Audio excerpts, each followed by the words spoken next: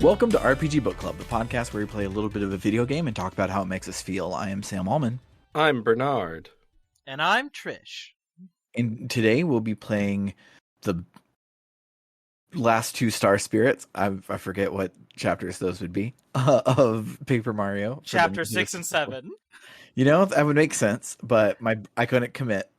I was sure I was wrong. It's really not a huge amount of prep work. To update my notes one time, my notes say we'll be playing the first part of Paper Mario. I haven't updated it the entire time. Professional, ladies and gentlemen. That's us. But yeah, before we start talking about chapters 6 and 7, how was everyone's week? My week was Hell Week. Oh no! But I have been playing a lot of Crisis Core, Final Fantasy VII Reunion, and it is so much worse than stuff modern Square Enix makes. Square Enix during the late aughts was not great, in my opinion. They just weren't great at making most things during like the late aughts, early teens. Mm-hmm. But I'm still having fun with it. There are like over 100 of these little missions that you do, and you just like select them from a menu. Then you are dropped on a field and you fight a bunch of enemies and you get a materia or something, and then you're done. And it's fun to do that while listening to a podcast. Nice. Yeah, they did that with the DS Kingdom Hearts at the same time, where it's just like, hey, you know these big sweeping stories we're used to? What if we gave you a menu instead? The to be fair, excellent choice. The menu game for Kingdom Hearts still makes me cry. It's really, really good. They actually are saying something with it being made out of a menu, but that's a big other. It's a big other thing when I've convinced Bernard to do a long cast of all of the Kingdom Hearts games. That will never happen. You might as well have just said, when I curse my friend to unspeakable torment. Yeah, that's the one. You know how hard it was for us to write notes on the anime bullshit of .hack? Imagine writing the anime bullshit of Kingdom Hearts. Honestly, I would be more concerned about just covering most of the game, which is just Disney movie plots, but worse. Just covering a couple of those each week. That would be so boring. Yes, absolutely. But yeah, my week was pretty cool. I got me and my partner some Kobo e-readers, which are way better than Kindle because they read comic books natively, and they also your screensaver is not an ad for some shitty book on Amazon. It is the cover of the book that you're currently reading, and that's just so nice. That is nice. It's the stupidest little small thing, but I love it so much.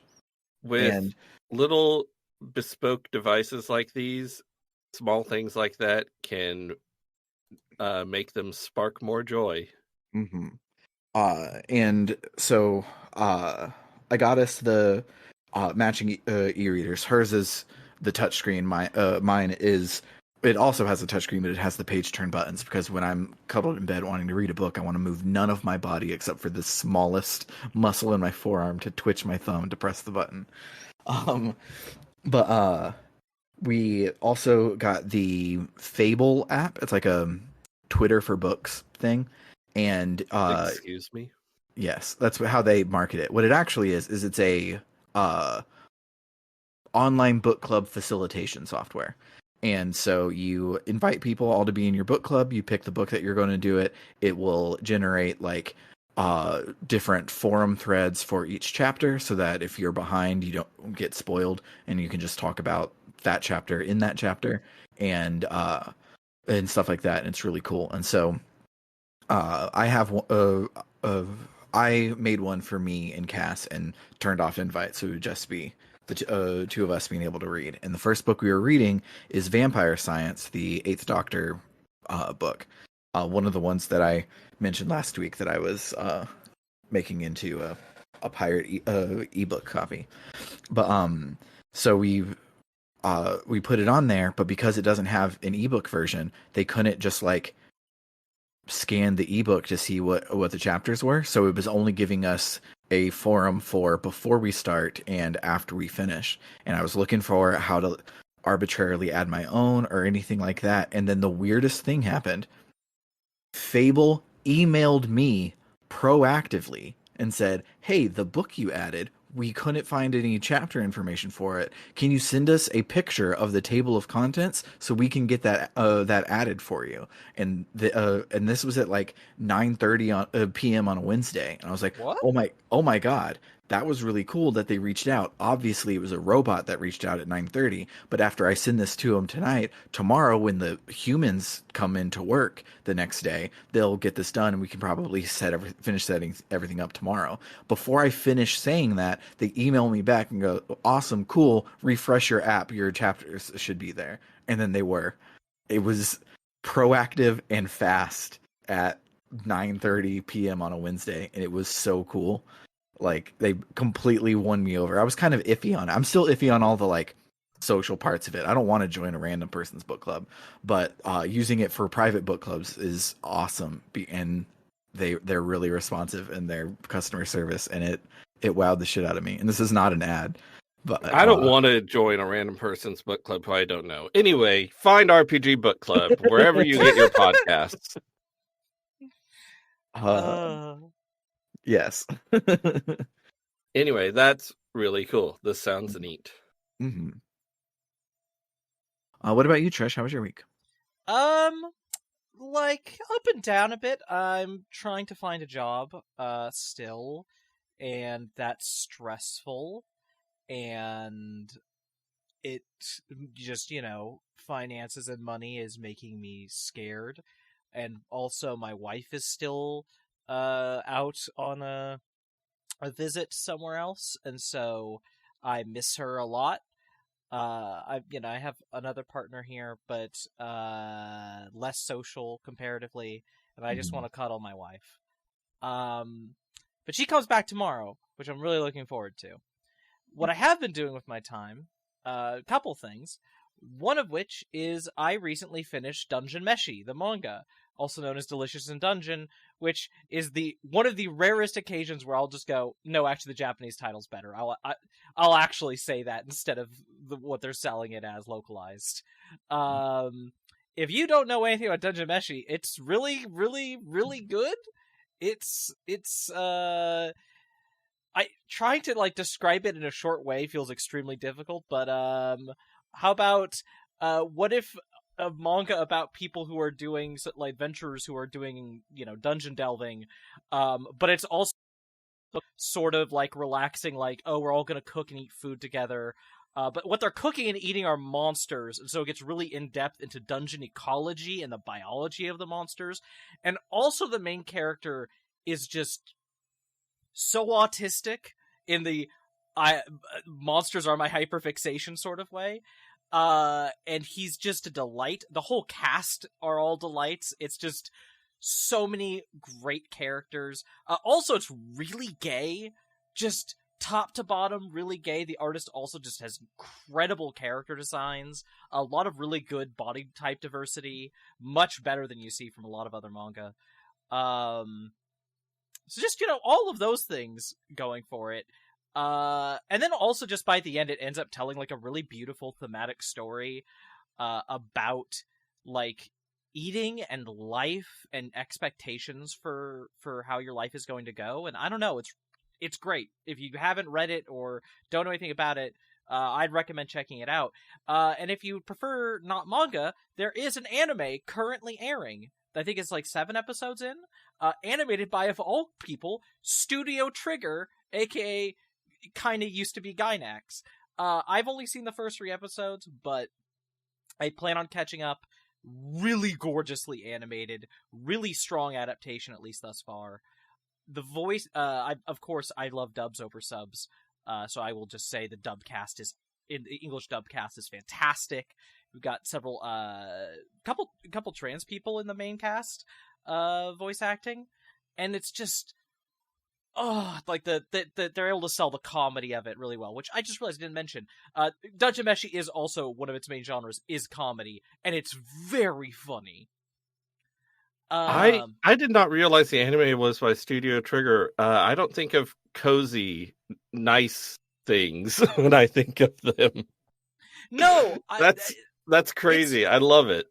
it's so weird that they're the ones doing it. There's like one scene that's a flashback, and in that flashback it's like, oh, they went full Trigger on this. Like, it looks like something out of Kill la Kill for a second. With like, just like, when I say something out of Kill la Kill, I mean like something out of like the main character's best friend's family, where like Trigger / Gainax would do that thing of everyone just being like weirdly blobby and squishy, and the animation's really smooth, and you're like, what's going on? Mm-hmm. But yeah, no, all of that's really good. I went through that with a friend of mine who we go through different things together. We go through pieces of, one of the people I like to watch and read things with. We also recently, we're currently caught up on Dimension 20, the current season, junior year of Fantasy High, which is stellar so far. Really interested in seeing where it goes from here. My favorite thing, this entire last episode was entirely devoted to downtime, and Brennan Lee Mulligan might have invented the most fascinating downtime mechanic I've ever seen. It's a really great way of getting across the feeling they're going for with this junior year of all of these kids have way too much stuff on their plate. They are loading themselves up with way too many responsibilities. They're going to burn themselves out. And they're just getting more and more stressed as they try to get everything done. And also, the school system is fucking bullshit. So that's great. I love it. Nice. And then, because I think it's at this point almost contractually required at least every other week for me to mention a Cosmere thing. Me and Adam, after finishing Dungeon Meshi, were like, okay, we've been going through Stormlight Archive together. I've been pulling them by the hand through it. We finished book 2 a while ago, so there's a novella between books 2 and 3. And we went to go to the novella Edge Dancer, and I was thinking maybe 2 or 3 reading sessions. We just burned through the entire thing in one go. It's so good. It's so good. Lift is the main character. Lift is the best. Lift is the best. She's such a little grimy street urchin in the funniest way possible, with such a weird, bizarre way of seeing things. I love the narrative arc it takes her on. I love things it has to say. I love the revelations about the world it brings. Yeah, so that was just really fun. And that was my week. Nice. It was action-packed for you. Yeah. Speaking of things that are action-packed, let's listen to some music and then talk about Paper Mario. We'll get to the action-packed part after we cover Flower Fields. Yes.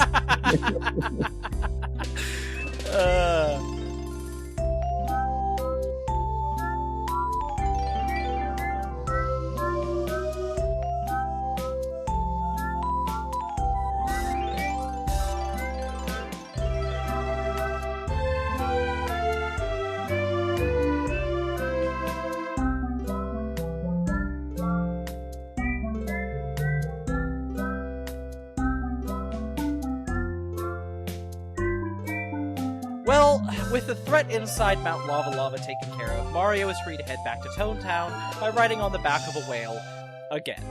However, this time doing so quickly reveals that someone has swam across the ocean chasing him, Junior Troopa.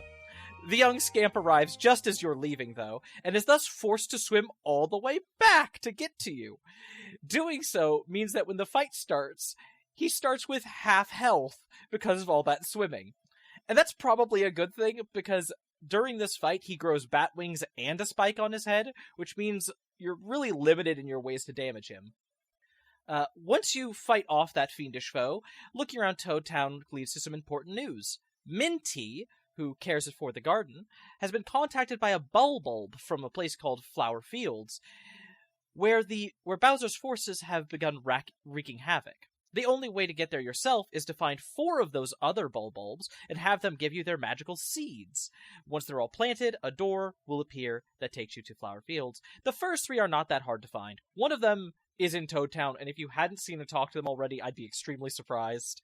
There's one on Mount Russet back in Chapter 2, one in Forever Forest in Chapter 3, and the last one is on Lava Lava Island. However, that 4th one won't give you the seed if you talk to them before you finish the chapter, and after you finish the chapter, it turns out that they've already traded it to someone. Who? Colorado. And while he doesn't really care about this magic seed, he's not going to give it to you unless you give him the treasure that was in the volcano that he was so interested in finding. Now, how he got to the seed without noticing the chest for the artifact, which is literally between Yoshi Village and that bulb, I don't know. Maybe he just sucks at his job. He hasn't done anything to suggest he's very smart. No. He is not. Anyway, with the 4th magical seed, you'd have it planted, summoning the doorway to Flower Fields, beginning Chapter 6, Dark Days in Flower Fields. As the name implies, Flower Fields is a realm focused on plant life, with the door being integrated into the body of a massive tree, the wise Wisterwood, who is kind of in charge of the place. They're all in dire straits because of Bowser's local enforcer, Huff and Puff, who has blanketed this sky with clouds, and without that sunlight, the floral residents are doomed. The only way to get up there to beat him would be to, do something like grow a massive beanstalk or something, and so you had best start by finding a seed. Despite having 6 branching paths from the starting zone, Flower Fields is pretty linear, at least to start with, as many of those paths are currently impassable, requiring specific items to be fed to specific flowers in order to get past. For now, you just have to head towards Petunia, a flower spirit who hoards seeds without ever letting them grow. Her root system is being menaced by Monty Moles, so you have to take them all out to help her, after which she happily hands you the magical bean, with no clue that you're planning on using it to actually grow it, instead of, just keeping it in your pocket or something. Area also has a tree for red berries, which lets you get past the red flower guard, towards where Posy is, who will give you fertile soil that you need to grow the bean in, for free. She doesn't ask you for a favor or make you do a trade or anything. A wonderful respite compared to the rest of this chapter.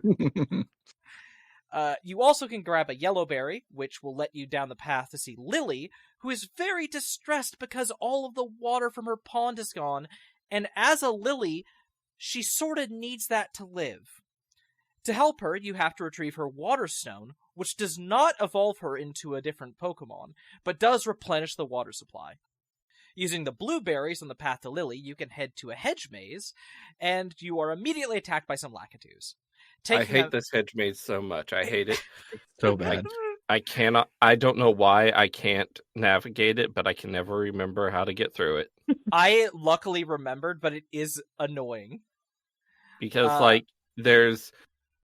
it's just a carpet of hedge, and there's raised parts and lower parts, but those don't correspond to where you can walk. Mm-hmm. They're early on. It seems like, so the lower parts are intersections, and the higher parts are paths or whatever. And it's like, yeah, except when actually, there's a secret way through the high parts that it doesn't tell you about. Mm-hmm. There is no visual clue. You just gotta fuck around and find out. Anyway, taking those Lakitus out and navigating this maze, you reach Rosie, a very vain flower spirit, who has the water stone, but evidently, Lily will die without it, isn't enough to make her hand it over. Instead, you have to trade her something that is equally beautiful, because beauty is all she cares about. Going back to see Posy, who's connected to a crystal tree that grows beautiful crystal berries, you can convince her to give one up for the hope of saving Lily's life, and she happily does so, because evidently, not all of these flowers are huge assholes. Seriously, is Posy the only nice one here? I think Petunia was okay, but... Petunia was okay, but she does have that weird thing of just yes, I only care about hoarding seeds, and I'm giving you this one because you helped me out. But I feel like she wouldn't have given it to you if you said I was going to grow it, because apparently she really hates the idea of seeds growing into flowers, which is weird. It says it takes away their freedom. They can go anywhere as a seed, but once they're planted, they can't move for the rest of their life. These flowers are weirdos. I They don't really I are. don't like them. That's not even getting into the weird-looking one in the central area who just lies to you. Mm-hmm. That's all he does. He gives you good hints Yeah, if you by just do... lying to you. Yeah, you just have to do not what he says. Taking the crystal berry to Rosie, she does the trade, so you can take the water stone to Lily, who returns the waters, and in return she gives you miracle water, which is great for making a seed grow quickly. So you've got the bean, the soil, and the water it needs to grow, but you don't have any sunlight, or at least not enough for the task at hand. If this all has sounded tedious, it is. It is. With the water back, you can use sushi to reach a special tree that grows bubble berries, which if you feed to the right plant, lets it blow out bubbles that you can use to ride across a spiky expanse. Navigating through that area, you arrive to a tower that goes up and up and up, and at its top is the sun. Yes, the sun. He's The just literal sun. there and alive, and only slightly larger than Mario. See, he was forced out of the sky by Huff and Puff's Puff Puff machine, and he can only return back to his place if it's destroyed. I almost said it with a straight face. I almost said it. So obviously we have to go do that somehow. On the way back to the central area of Flower Fields, Mario is accosted by another Lakitu. This one has sunglasses. His name is Lackluster. No, wait, it's Michael. No, wait, it's Spike. Damn, this guy is going through names like a freshly cracked egg, desperately trying to find one that sticks. Anyway, after beating him, his girlfriend, Lackalulu, shows up, begging Mario not to hurt him anymore, and when it turns out Lackluster here isn't actually that keen on working with Huff and Puff, you're able to forgive him and add him to the party as the last member. Out of battle, Lackluster lets you ride on his cloud, which is faster than normal movement and protects you from ground hazards, and in battle, he can do a Spiny Surge move that will hit all enemies on the screen. I'm sure that won't be extremely useful in this chapter. Using that nifty cloud riding, Mario can solve the colored switch puzzle that's been sitting in one of the paths this whole time and not letting you go past it, which allows you to get to the Puff Puff machine. There are a bunch of Did y'all ever try really hard to solve this puzzle without Lackluster? Yes. Not realizing you weren't able to solve it yet? Yeah. Yeah, because you can like almost reach it and then there's other things that you can almost reach here because they're Metroidvania-ing our next superpower we get in a little bit. And so it's like, oh, you can't reach this block. You better come back here and see what you can do when you can jump higher, which makes me think like I was supposed to be able to jump higher here somewhere. I was like, why can't I do it? What am I doing wrong? And it was not following the critical path. That's what I was doing wrong. There's a bunch of baddies sitting there protecting the Puff Puff machine, and if you start to smash it, they'll start a fight with you. Once you take them down, you're able to smash the machine to bits, clearing the sky so the sun can return. This cheers up everyone, but Huff and Puff is still up there in the clouds guarding the Star Spirit, and he could cause more trouble later if he's not stopped, so you gotta go thrash him. Using the items that they've given you thus far, Mario grows a giant beanstalk, and with it ascends into the clouds, where he can confront Huff and Puff. This massive cloud guy evidently would have done this entire plan even without Bowser's help, and because of how Mario has foiled that scheme, Huff and Puff wants to kick his ass for personal reasons, let alone the whole guarding a Star Spirit thing. The difficult thing about this boss fight is that every time you damage Huff and Puff, that much HP worth of Tough Puffs split off from him, and unless you defeat them, they can damage you, or worse, be reabsorbed into Huff and Puff to give him back all the HP you took away. Luckily, you did just get a partner who can hit everyone on the screen for enough damage to take out those Tough Puffs, so or only 4 flower points. Everyone else's all move is 6 or 8. His is only 4. The fight is still hard, though. Oh, it's quite hard. Especially if you go in thinking, there's going to be a bunch of enemies? Well, I can also save FP if I have, a weapon, an item that will hit everything, like a Thunder Rage. Nope! Tough Puffs are immune to thunder damage. Oh, I didn't realize that. I didn't try thunder thing specifically. I think I used a star. Yeah, shooting star is much better because shooting star is like unblockable 6 damage. It's the best item to do damage in the game. Mm-hmm. But yeah, as a kid, I tried Thunder Rage, and it didn't work, and it infuriated me. Once you take care of the evil Cloud Man, you free Clevar, which means it is time for the next Peach section. Though, before that, in the end of chapter narration, there's some foreshadowing, as the narrator mentions that Cammy is actually planning for Mario to succeed in his task of freeing all the Star Spirits. What does that mean? Well, let's find out with Peach. Now that she has the sneaky parasol, she can disguise herself as a guard and freely explore, kinda. To get up to where Cammy is plotting, you'll have to find and disguise yourself as a Clubba who's supposed to be on guard duty, but is currently fast asleep. Doing that lets you ascend up and up and up until you reach Cammy herself, who mentions that at this point, it's just prudent to take some steps just in case Mario does save all the Star Spirits. But before we can find out what any of that is, she smells the niceness radiating off of Peach, and then dispels the illusion off her and sends her back to her room. I want to say something funny that happened to me during this segment. This actually happened when I played the game a couple months ago. So when you escape your room the normal way, there are 2 guards just standing there chatting, so you can easily copy one of them with the parasol. Yeah.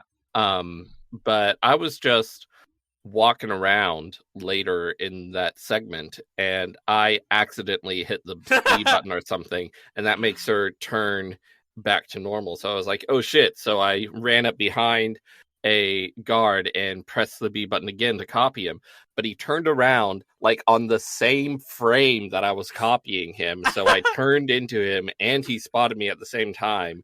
So I got the being thrown back into Peach's room cutscene, but it still had the Koopa Troll sprite. Oh, that's funny. It was really weird. That's so weird.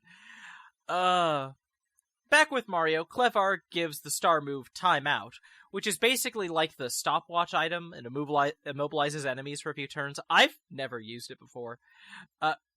Going back to Toad Town, you learn that someone wants to speak to Mario in Merlin's place, and that someone is a Ninji from Starborn Valley. Now, this might shock you, but that's the place where stars are born. Whoa. Anyway, Merlin's son lives there and needs to go see Mario, but the pipe there is in the sewers and only accessible if you have the Ultra Boots.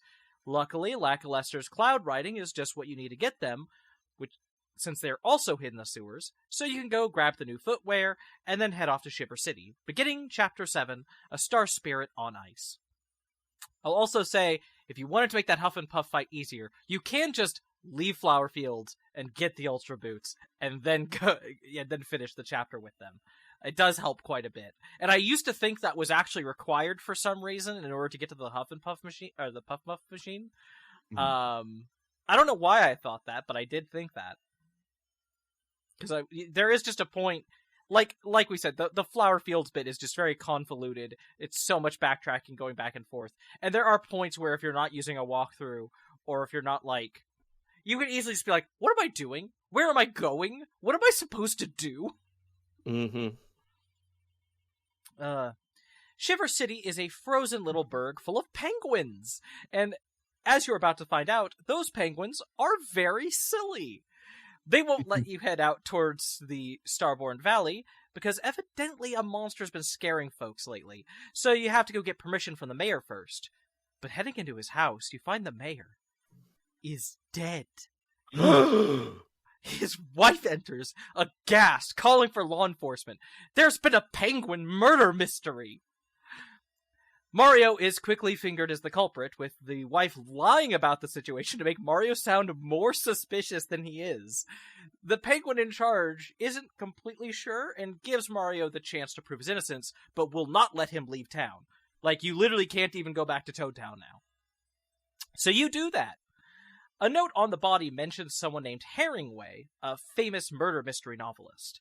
You have to break the ice in the pond so you can use sushi to swim down and get the key at the bottom, which opens up the warehouse, and from the roof of the warehouse you can get to the otherwise inaccessible second floor of the building next door, Herringway's home.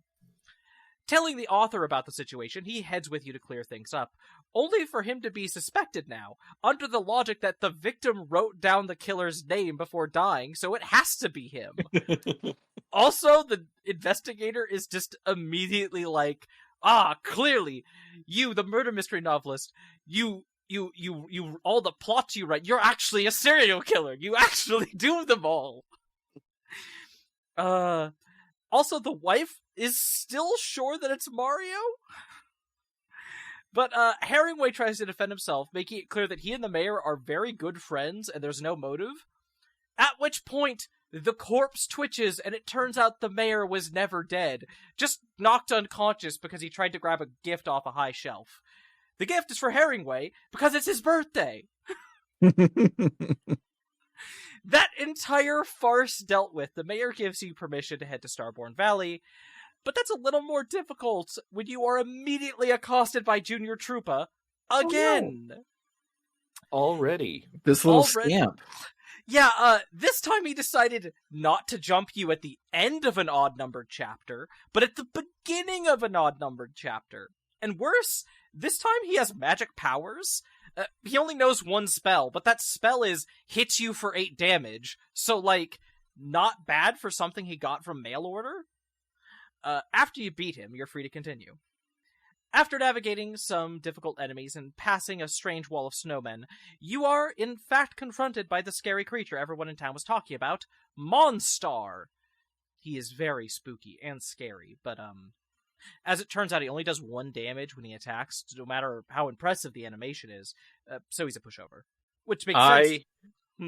I found the extremely crazy animation that does 1 damage to be the funniest thing I'd ever seen when I was a kid. It's really good.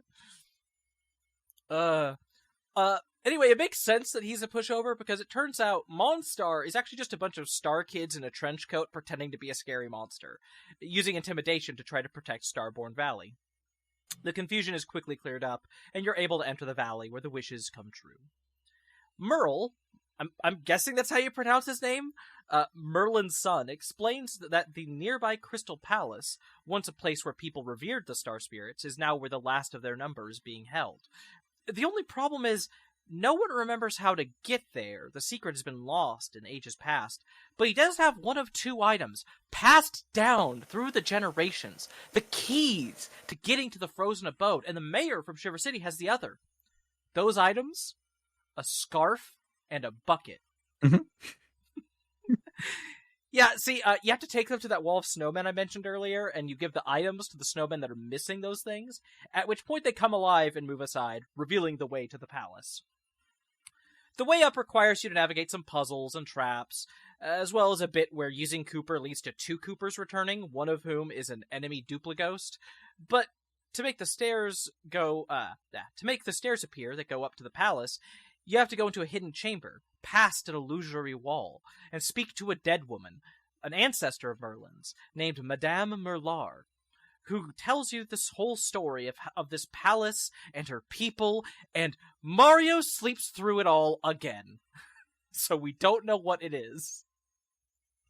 But that's fine, because she also gives you the Starstone, which you can use to make the stairs appear that take you to the palace. The Crystal Palace is a very puzzle-heavy dungeon, its major theme being reflections and mirrors.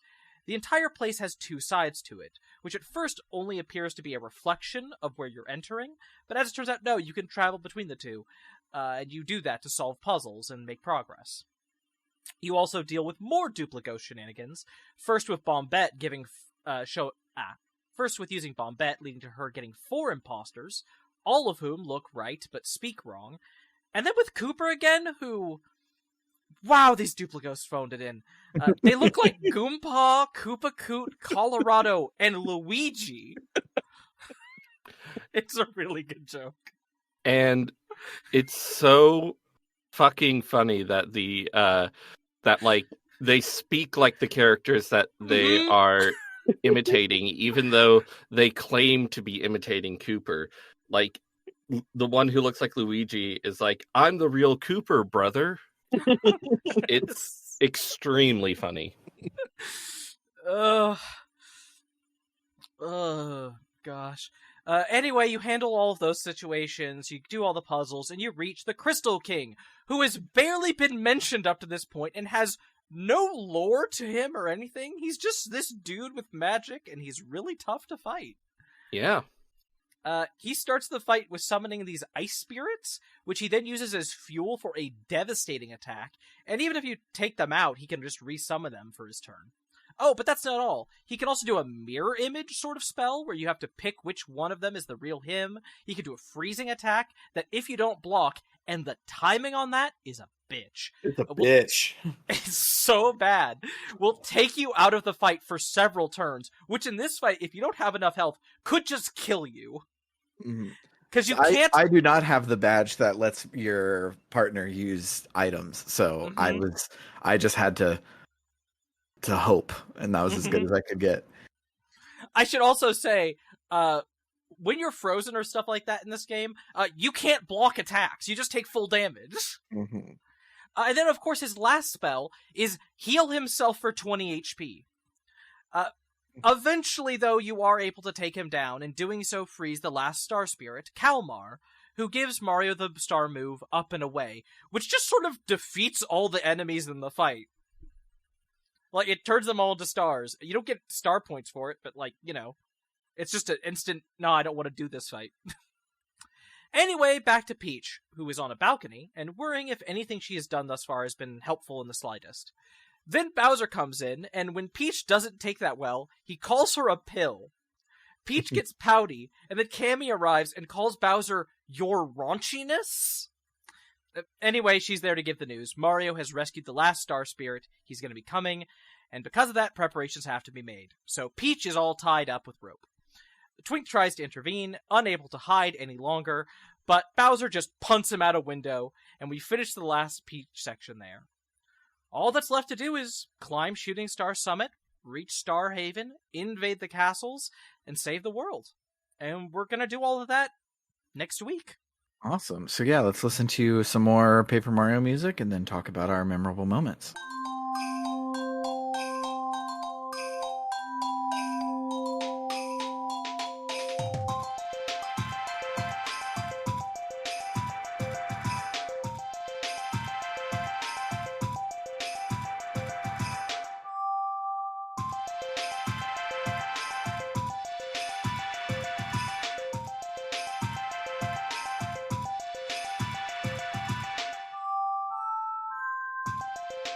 I have to start by asking a question.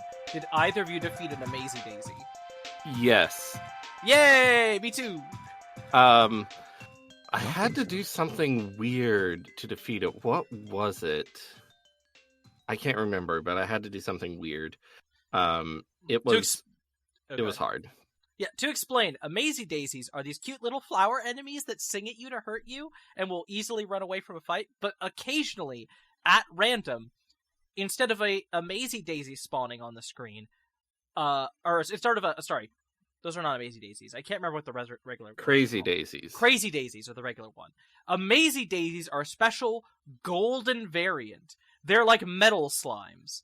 They have 20 health, and their attack deals 20 damage. The most damage of any attack in this entire game.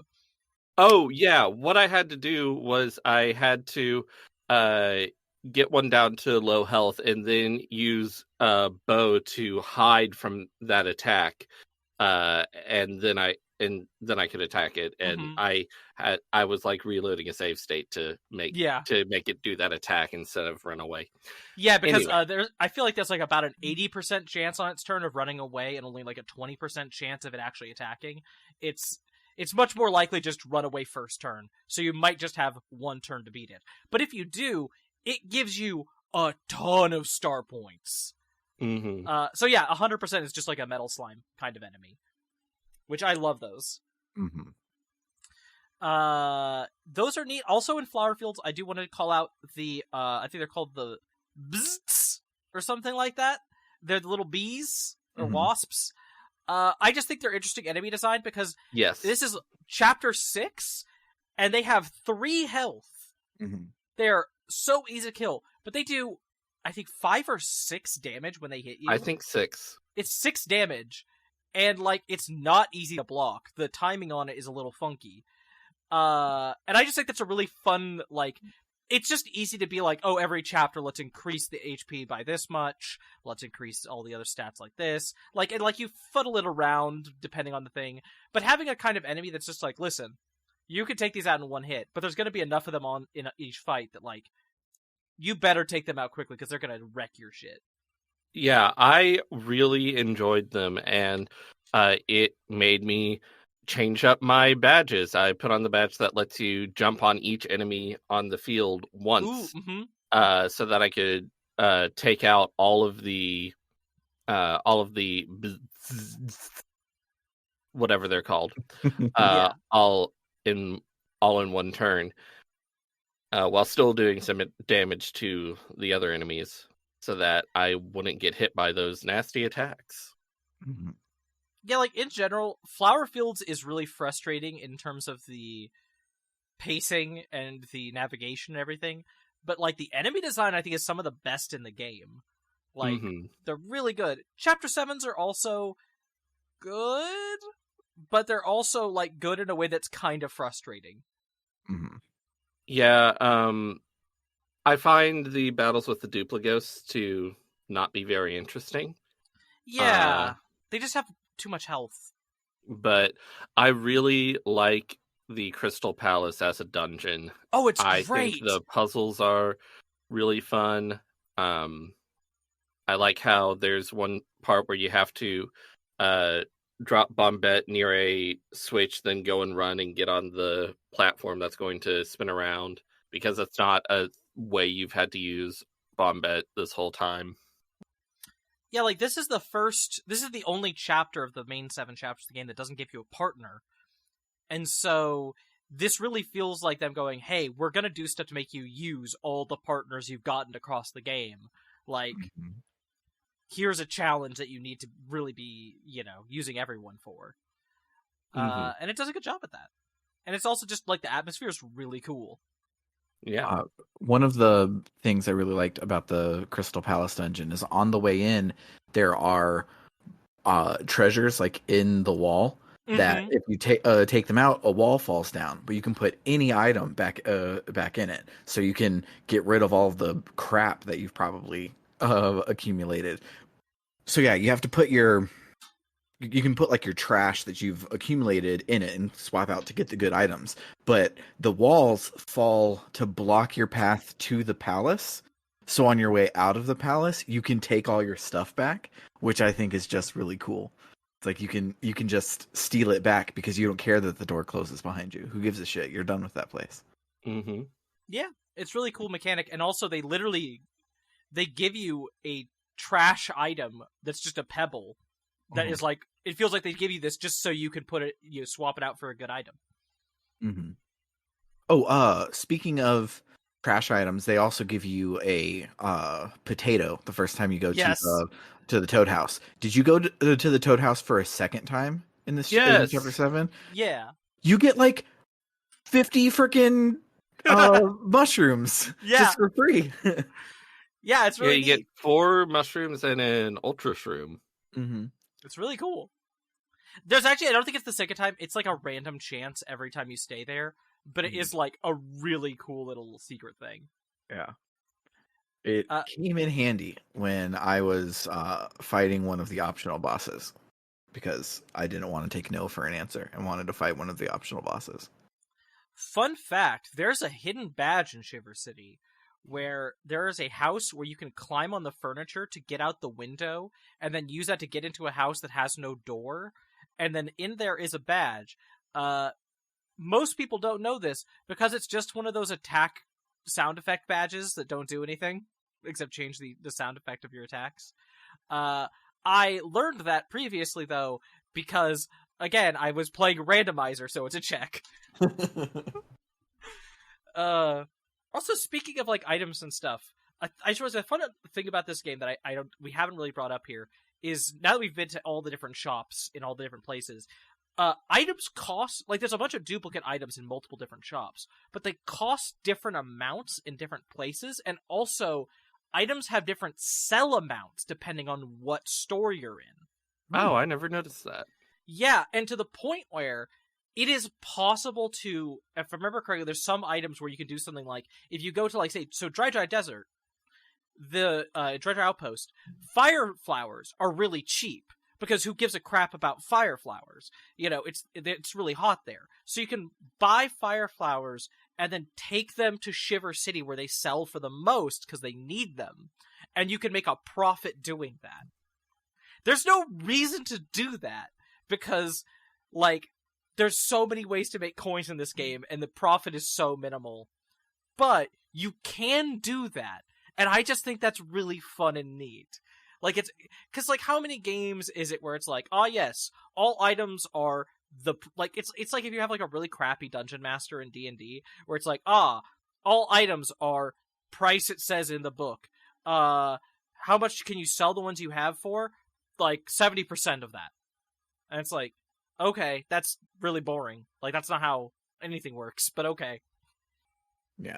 Speaking of coins, I, at one point in this chapter, had like 700 coins, a whole lot, and I found Rip Cheeto in the in the sewers, where for 64 coins he will give you an item, and the items get progressively better until they get progressively worse. And so get out when you see the second star piece, because if you keep going, it ends on a dry mushroom. the actually mushroom that gives you 1 HP. Actually, it goes Star Piece, Life Shroom, Bump Attack Badge, Repel Gel, Star Piece, Super Shroom, Mushroom, Dried Shroom, Star Piece. There's a third Star Piece. There is a third Star Piece. I was going to bring it up. I'm trying to get them all, so I did have to. The 10th item, so 640 coins, eventually gets you to a Star Piece. But after the 10th item, it's just all dry shrooms. Mm-hmm. Dang it. I gave up too soon. You gave up too soon. No, you gotta trust the sunk cost. At least he's at least he's better than Chet Rippo, than Chet Rippo, who is like you give him a bunch of money and he can just like adjust your levels, which is like okay, I guess, but I don't feel like I need that. Doesn't he raise one stat that you ask him to raise, but then lower both of your other stats? Oh god, I think he might actually. Wait, let me see. In Paper Mario, the player can have him upgrade one of Mario's stats by 2 levels while downgrading the others by 1 level. So okay, so it is it evens out, but it's still that's still a lot to do. Mm-hmm. Have either of y'all hit one of the level caps yet? I've hit 2 of the level caps. I have max BP, max FP, and I just now have 20 HP as my max HP. Oh my gosh. I have doing some of these bosses with 20 HP is really hard. I imagine. Fighting the Amazy Daisy with 15. Oh my gosh. I have max BP, but I've been distributing my HP and FP more evenly than Trish has, so I've not hit the max for either of those. Yeah, I have max BP. I went after I got my ass kicked a lot last week. On Thursday, I just went and did all of the side quests, get all of the star pieces to get a lot of stuff to make my life easier, and I finally caught up. And the game is appropriately hard now instead of stupid hard for no reason. Yeah, I've just switched up my bad strategy a little bit right now, so where I have maxed out my damage, which before I was like doing my jump attack did 6 damage twice, so 12 damage if they had no defense. But then I decided I got in the Crystal Palace, if you go the right ways, you can get a power up defense down badge and a defense up power down badge. So I'm using the power up defense down. I took off my badge that increases my defense. So I technically have now -1 defense if I don't guard, but I do have 2 damage dodges to increase my thing. So I have low health, it's really easy for me to take damage, but that means I also put on all the Danger Mario badges that give me buffs if I'm in danger. So now, before I get to danger, I do 7 damage on a jump, and when I hit danger, it'll be 9 twice. Nice. I'm just making the most silly, ridiculous builds I can, honestly. I love that this game has such potential. If you want to be a sicko, you can do that. Bernard, you'll be proud of me. My current build loadout involves buffing Mario. I'm Whoa! using a buff spell. You heard it here first, folks. What? But yeah, so you get the From charge. what? You get your charge jump. No, Watt is part of it, but you charge jump, which stacks infinitely. So you can yeah, yeah, it does. I just load it up while I have enough star power to like keep myself healed and stuff without actually having to use my turn and then use my jump. And then when I'm getting close, I will use Watt to buff me even more. And then I have the speed runner badge where it just keeps going if you time it good. Oh, power And bounce. yeah, Oh no. and so I do like 15, 14, 13, 12, 11, 10, Oh my 9, 8 God. damage. And it's so powerful and I love it. And there's been several times where like I'll go and I'll do my like 45 damage or something and they're still alive. I'm like, "Oh my God, what do I do?" Okay, next turn, Watt is going to get some, go do a little bit of damage while I try to recover because I like you have to like put it all on black to do it this way. you have like no flower points, no star points at the end of this, and so I'm like, oh, what do I do? And then Watt goes and does 1 damage, and the boss dies. I'm like, oh, that was, whew, that was close. That's a really fun strategy. Mm. Oh gosh, I love that. A fun fact about power bounces: it is definitely the speedrunner badge, but you should know, especially for bosses, there's actually a hard limit on power bounces. Like there's a point where it stops accepting your inputs to continue. Really? And that number it stops at is random. Like there's like ways that the parameter gets set on like, oh, it could be between 6 and 8 bounces or something, but it is random. So that's like you can't just power bounce forever. The game will not let you. Yeah, you can in Super Mario RPG, which is the main time that you use this speedrunner badge because you're way underleveled to be able to do anything. So you just take 1 turn and beat the boss. It's a big hype moment at the GDQs. Yeah. Fun side thing we didn't really mention because it's not part of the main plot, but after chapter 6, or not chapter 6, after chapter 5, when you get back to Toad Town, Colorado can't get home because a big bully of a Koopa named Kent C. Koopa has showed up and is making the path to Koopa Village a toll road. And so you can pay him, but that doesn't let Colorado by. And you have to pay him every time you want to get by him. So the only way to make it so Colorado can get home to his wife is to beat this optional boss. And if you don't know what you're doing, he's really hard. Really, really hard. He hits like a truck, and his defense is incredible. But if you use the sewers to go back to Koopa Village and talk to people, they'll talk about this guy, and they'll talk about he has a real weakness for like lullabies and things. Like his weakness is it's really easy to put him to sleep, and if you do, he's out for like 5 turns. Oh wow. So if you do that, he's not that hard. I did it the hard way. Congrats on doing it the hard way. You didn't need to. Yeah, the only way I did it the hard way is because I had a power bounce that started with 16 HP. Oh gosh. And then that another like small thing when it comes to side questy sort of stuff is during this part of the game, Goombaria and Goomama, Goombario's sister and mother, are in town shopping, and you can just like go talk to them with and without Gumbario for different dialogue. And I don't know, it's just really fun to just see like other characters from other parts of the game show up to like just like, oh yeah, oh no, this has nothing to do with the adventure or anything. They're just like living their lives. Yeah, I like that they show up in Toad Town. It's neat. It's neat. I like how each chapter a bunch of the NPCs just sort of move around, go to a different spot. Mm-hmm. Very nice. I had something else, but it's gone now. So Oh no. Bring it back. okay, I'll try. Oh, I remember what it was. So on Thursday when Oh I my went, god, it worked!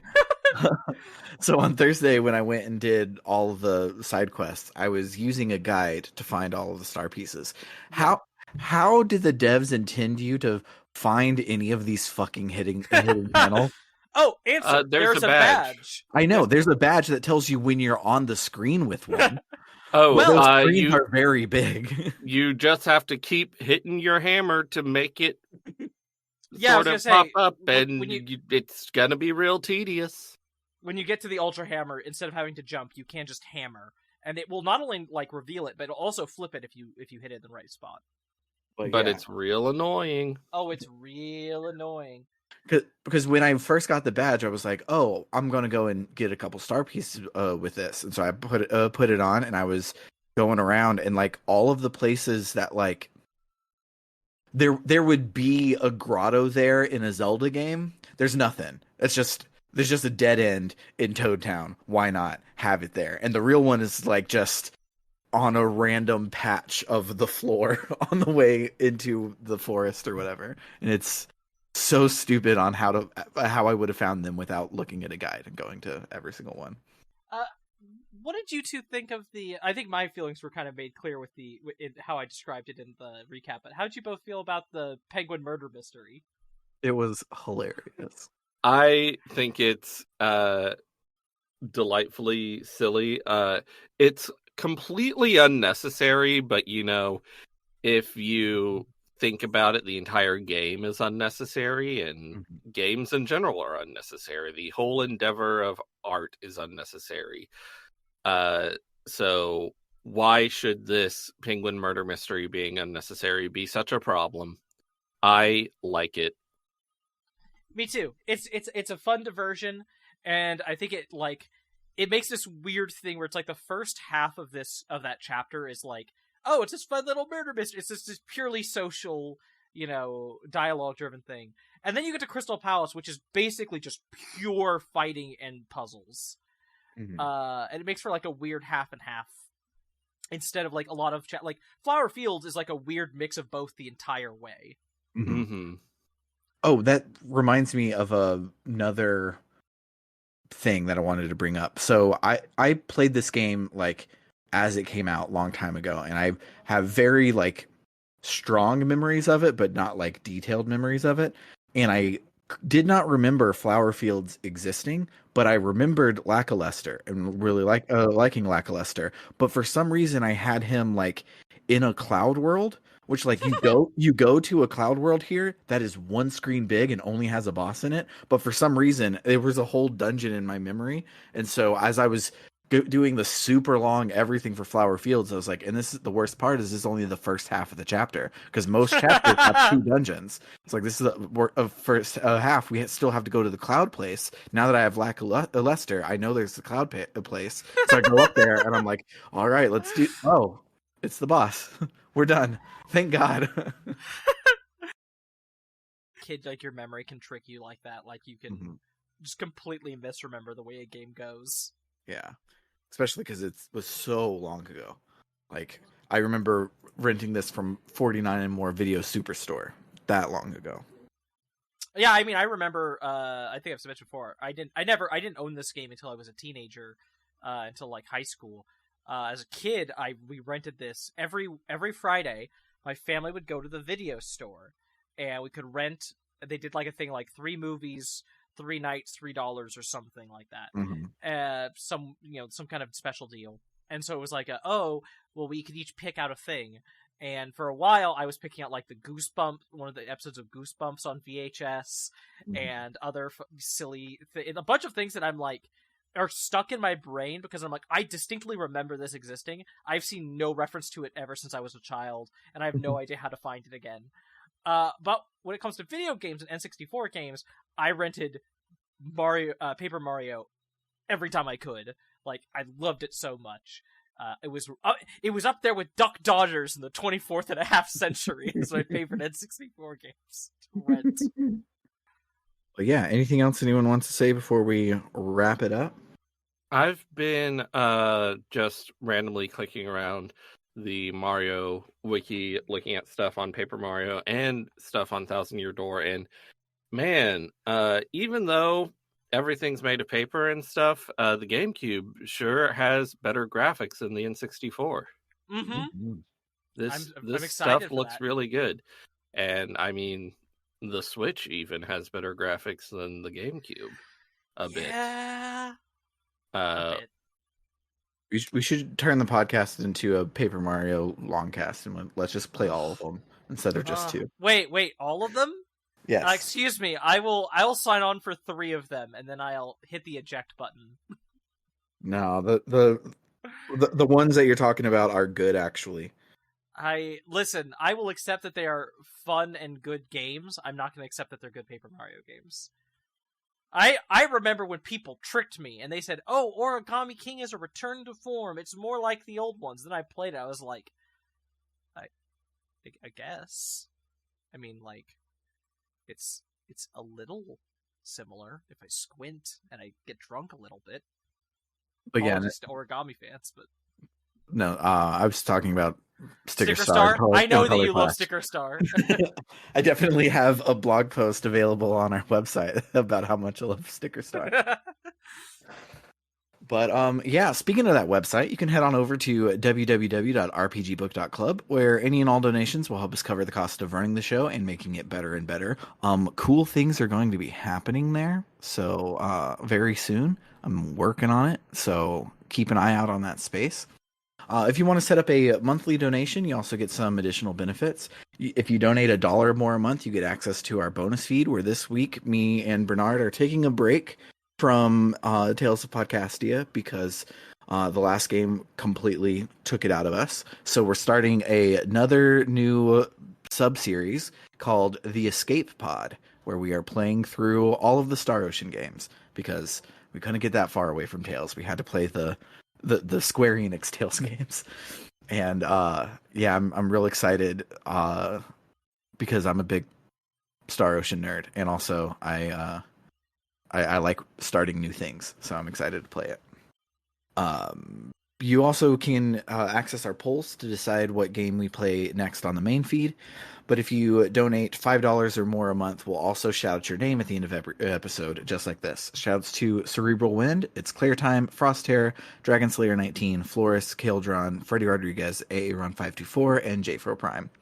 And then finally, if you love us so much you donate $20 or more a month, you can also get me to say a sentence of your choosing to either plug something or just to make me say some certain words in a certain order. Shoutouts to El Tantifi, who wants you to check out aftermath.site, a worker-owned, reader-supported news site covering video games, the internet, and the cultures that surround them. And then shoutouts to Vimk, who says, in Legend of Legaia, you can fight a bunch of bees for a honey item that gets you +4 to all stats, but if you talk to your sister in-game, she will take it from you. So if you do get those stats, don't talk to your sister. She'll take it and make a cake, and the cake's not as good. So, Fun fact about Legend of Legaia. And then finally, shoutouts to Carr, who is a dentist, so he isn't plugging a website, but rather your own mouth. And he says to brush your teeth twice a day, most importantly, the time before you go to bed. For RPG Book Club, I have been Sam Allman. I'm Bernard. And I'm Trish, and I'm also wondering what he's plugging my mouth with. Toodaloo, folks. Bye. Sorry. That's a dumb joke.